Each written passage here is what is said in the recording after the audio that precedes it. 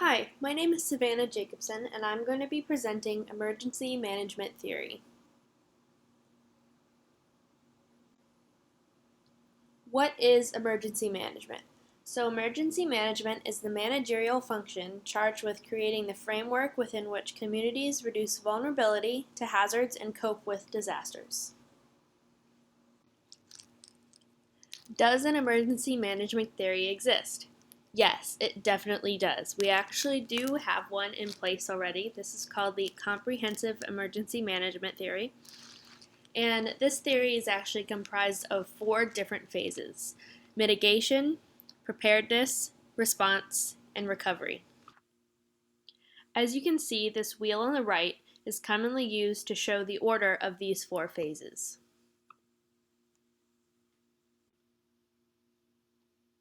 Let's talk some more about these phases and what they actually mean. First, we have mitigation, which is preventing and or reducing the chance of emergency and minimizing damage. A good example of mitigation would be purchasing flood insurance prior to a disaster. Next, we have preparedness, which is preparing for the emergency. An example of this would be stocking up on supplies in your home, like water, canned foods. Third, we have response, which is responding to the emergency. An example of this would be seeking shelter, maybe going to a local high school where FEMA has set up a shelter during a hurricane. And lastly, we have recovery, which is recovering from the emergency. An example of this would be perhaps getting financial assistance following a disaster, perhaps from FEMA. A lot of times after hurricanes and such, FEMA sets up these little stations in the major cities where you can go and actually apply for a loan to help fix all your damages like that from your house. The next thing that we need to address are there any issues with an emergency management theory?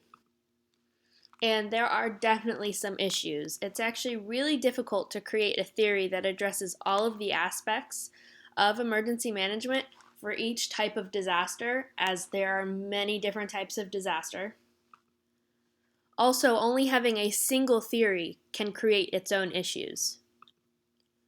Some examples of issues that can happen with one single theory is actually defining what a disaster is, defining what emergency management even is, what types of disasters and hazards should be included in this theory, which of these hazards actually take priority over others.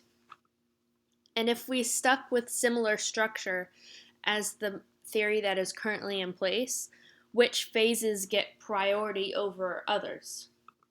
Should we be focusing on mitigation and preparedness so then we're prepared for when the disaster comes instead of using so many resources towards response and recovery?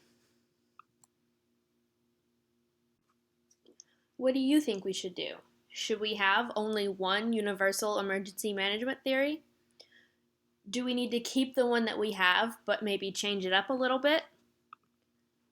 Should we evolve our current theory and maybe create sub-theories for each type of disaster? You tell me.